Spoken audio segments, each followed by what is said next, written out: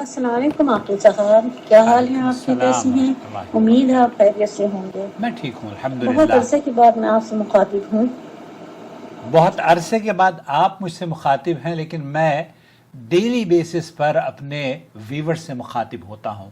رات کو سوتا ہوں تو صبح مجھے یہ فکر لاحق ہوتی ہے کہ میں کون سی خوبصورت اور معلوماتی ویڈیو آپ کی خدمت میں پیش کروں گا۔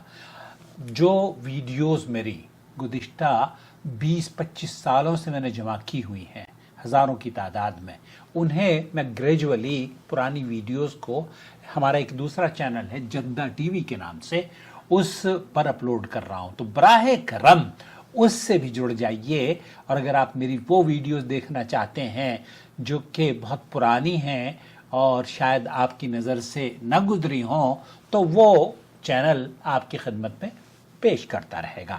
سنتے ہیں فرحت صاحبہ کو کراچی سے۔ مجھے یہ معلوم کرنا ہے کہ جب نبی کریم صلی اللہ علیہ وسلم معراج پہ گئے تھے اوکے، تو آپ کیا شادی شدہ تھے یا غیر شادی شدہ تھے؟ اور یہ ام ہانی کون ہیں جن کے گھر میں آپ سوئے ہوئے تھے اور جبریل علیہ السلام وہیں آئے تھے؟ پھر ام ہانی کے بارے میں دراصل کچھ ایسی باتیں شاید آپ نے کبھی غور نہ کیا ہو کہ وہ معراج کی رات، جس رات آسمانوں کے دروازے کھول دیے گئے تھے، اس رات اللہ کے رسول صلی اللہ علیہ وسلم کی عمر کتنی تھی؟ کیا آپ علیہ الصلوۃ والسلام اس وقت شادی شدہ تھے یا نہ تھے؟ اور ام ہانی رضی اللہ تعالی عنہا کون تھی؟ کیا واقعی معراج ان کے گھر سے ہوئی؟ اور آخر وہ کون سا وقت تھا جب زمین کے سارے سہارے ٹوٹ گئے تو آسمان والے نے اپنے پیارے محبوب کے لیے آسمانوں کے دروازے کھول دیے تھے؟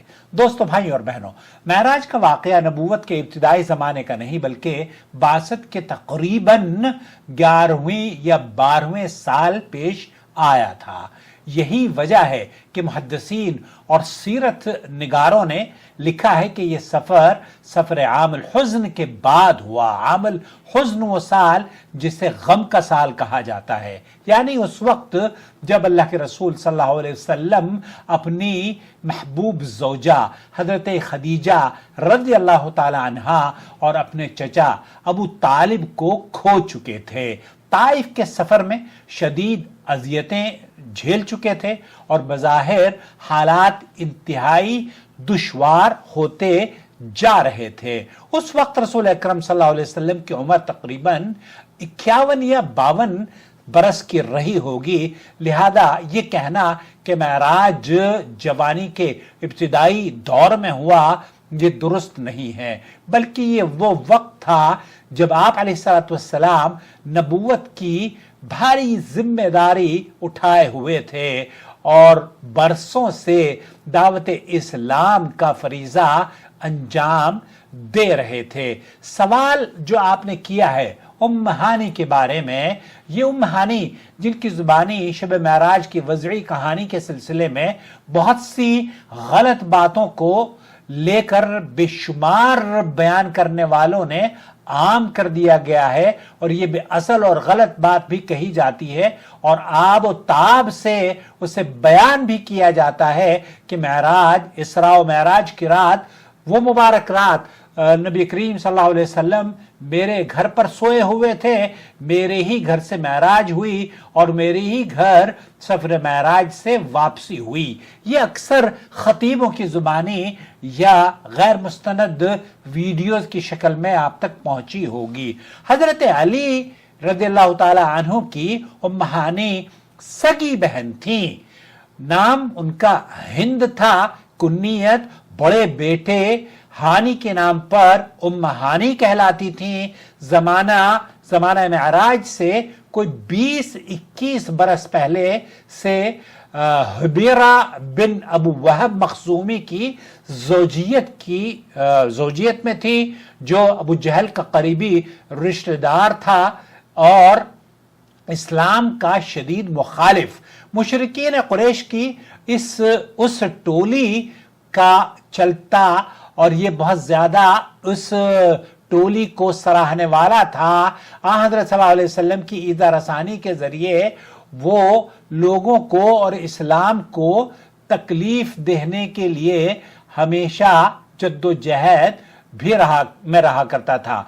ज़माने मेराज में और मेराज से 10 बरस बाद तक ये उम्मे हानी अपने उसी दुश्मन इस्लाम के घर पर जो मखजूमियों के महल्ले में वाक़ था मक्का मुकर्रमा में, माँ अपने 4 बच्चों के सकूनत रखती थी। 8 हिजरी में जब फतह मक्का होकर इस्लाम का बोलबाला हुआ, बाज सरगना कुफ्र तर्क वतन करके मक्के से फरार हो गए। उम्मे हानी का ये खाविंद भी बीवी को बेसहारा और बेयार मददगार छोड़कर ईसाई इलाके नजरान को भाग गया। बाद में वहीं बहारत कुफ्र हलाक हुआ। अब जो दूसरी बात आपने पूछी है, उम्मे हानी रज़ियल्लाहु ताला अन्हा का, जैसे मैंने बताया, उम्मे हानी का असल नाम हिंद बिन्त अबी तालिब था। वो हजरत अली रज़ियल्लाहु ताला अन्हु की बहन और रसूल अकरम सल्लल्लाहु अलैहि वसल्लम की चचीज़ाद बहन थी। यानी उनका रिश्ता नबी करीम सल्लल्लाहु अलैहि वसल्लम से आप कह सकते हैं कि जैसे हम कज़न के तौर पर एक दूसरे को हम अपने समाज में कहते हैं। बाज़ लोग ये समझते हैं कि वो आपकी बहन थी, लेकिन ये दुरुस्त नहीं है। वो चचाजाद बहन जरूर थी। बाद रिवायत में आता है कि मेराज की रात रसूल अकरम सल्लल्लाहु अलैहि वसल्लम जो आपने सुनी है, उन्हीं के घर पर तशरीफ फरमा थे। लेकिन जब हम सही तरीन रिवायात की तरफ रुजू करते हैं तो हमें सही बुखारी में ये मुकम्मल बयान मिलता है कि मैं मक्का में अपने घर में था, मेरे घर की छत खोल दी गई। ये सही बुखारी हदीस नंबर 349 पर है। इसीलिए मुहक्किकीन अहले इल्म ने वाज़ेह किया है कि उम्मे हानी रज़ियल्लाहु ताला अन्हा के घर वाली रिवायत महल्ले नज़र है, वो दुरुस्त नहीं है। जबकि सही तरीन हदीस सही बुखारी में सबसे ज़्यादा सेहत के एतबार से ये वाक़या मशहूर है।